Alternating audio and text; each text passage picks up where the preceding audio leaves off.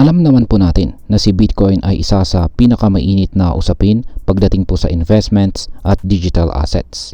Pero paano kung sabihin ko sa inyo na maaring umabot ito sa $200 trillion ang market cap nito at makatulong sa pagbabayad ng utang ng US?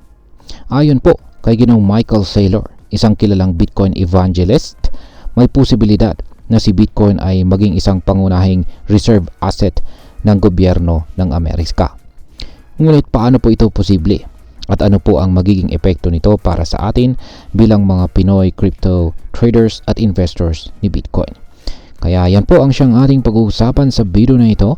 Pero bago po tayo magpatuloy ay nais ko lamang po munang bigyang linaw ang aking disclaimer kung saan ang nilalaman po ng video na ito ay hindi po ito isang financial advice. For education and information purposes lamang po ang layunin nito. Ayan, simulan po natin sa kung ano po ang Bitcoin Reserve at bakit po ito isinusulong ng US.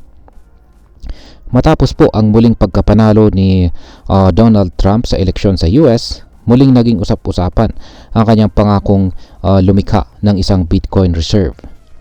Ngunit, ano nga ba ang ibig sabihin nito?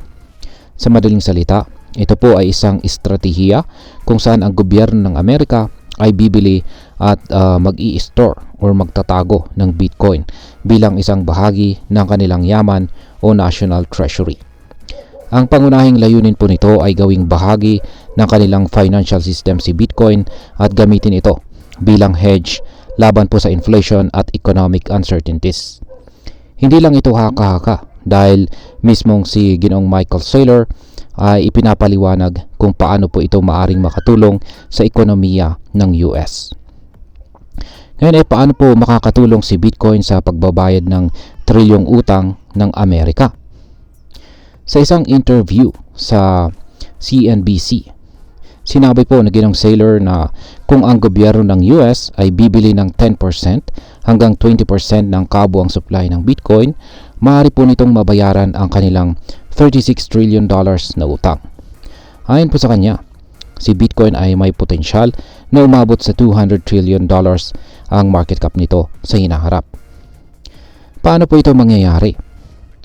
Ayon po kay Ginoong Saylor, ang halaga ni Bitcoin ay patuloy na tumataas dahil po sa global adoption at pagpasok ng malalaking investors mula sa iba't ibang bansa tulad po ng China, Russia, Africa at iba pang bahagi ng Asia.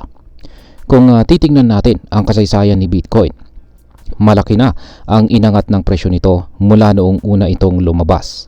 Kung magpapatuloy ang trajectory na ito, posibleng lumaki ng husto ang market cap ni Bitcoin at makapagbigay ng malaking kita sa mga bansang nag-hold nito bilang asset.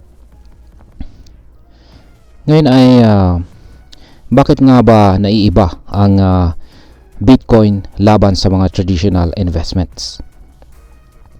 Sinabi po ni Ginoong Saylor, hindi direktang kalaban ni Bitcoin ang dollar, kundi ang mga traditional na investments tulad po ng international real estate.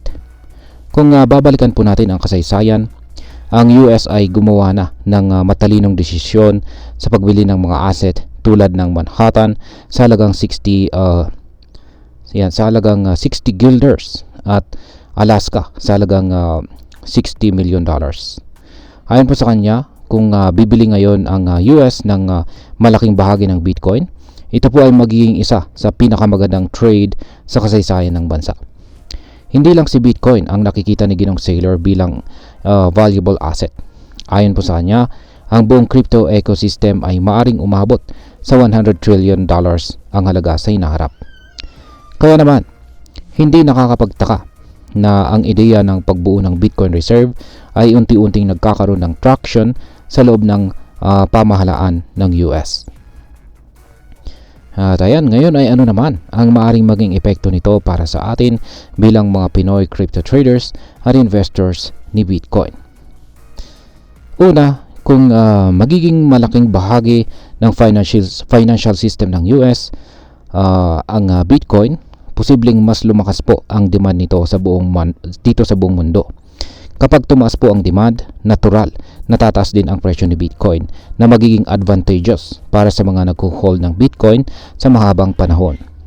Pangalawa, Kung tuluyang kikilalanin ng US si Bitcoin bilang isang pangunahing asset, maaaring tumaas po ang adoption ni Bitcoin sa ibang bansa, kabilang na po ang Pilipinas. Mas maraming kumpanya ang maaaring tumanggap kay Bitcoin bilang bayad at posibleng magkaroon tayo ng mas malinaw na regulasyon pagdating sa cryptocurrencies. Pangatlo, ang mga institutional investors tulad ng mga bangko at malalaking korporasyon ay maaaring mas maging interesado sa crypto. Kapag nangyari ito, mas magiging stable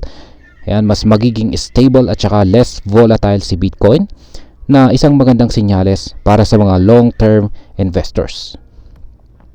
Ngayon ay ano po ang maaaring mangyari sa hinaharap?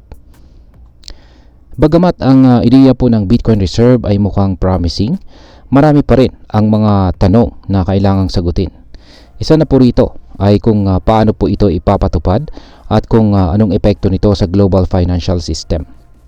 Sa darating na White House Crypto Summit ngayong March 7, maaari pong magkaroon tayo ng mas malinaw na sagot kung paano po bibili ang gobyerno ng US ng Bitcoin at kung ano ang magiging long-term plan nila para rito. At ayan, bilang panghuli ay ano naman ang aking masasabi tungkol dito. Si Bitcoin ay isa po itong asset na patuloy na lumalakas at nagkakaroon ng mas malaking papel sa global economy. Kung totoo ang prediction na ginang Saylor na aabot sa $200 trillion ang market cap ni Bitcoin, ang mga nag-i-invest ngayon ay maaring makinabang ng husto sa hinaharap. Gayunpaman, tulad ng anumang investment, may kaakibat po itong risk. Kaya naman, mahalagang gawin ang sariling research at pag-aralan ang market bago po magpasya. Ang malinaw lang po rito ay ang patuloy na nagbabago ang landscape ng financial markets at si Bitcoin ay isa sa mga asset na may pinakamalaking potensyal na baguhin ang hinaharap ng ekonomiya. At ayan, hanggang dito na lamang po tayo sa video na ito mga ka-crypto. Sana po ay inyong nagustuhan ang aking paliwanag sa video na ito. Kung inyo po itong nagustuhan, pakiclick lamang po ang like button nito. Marami pong salamat sa panonood, ingat po tayo lagi at God bless po sa ating lahat.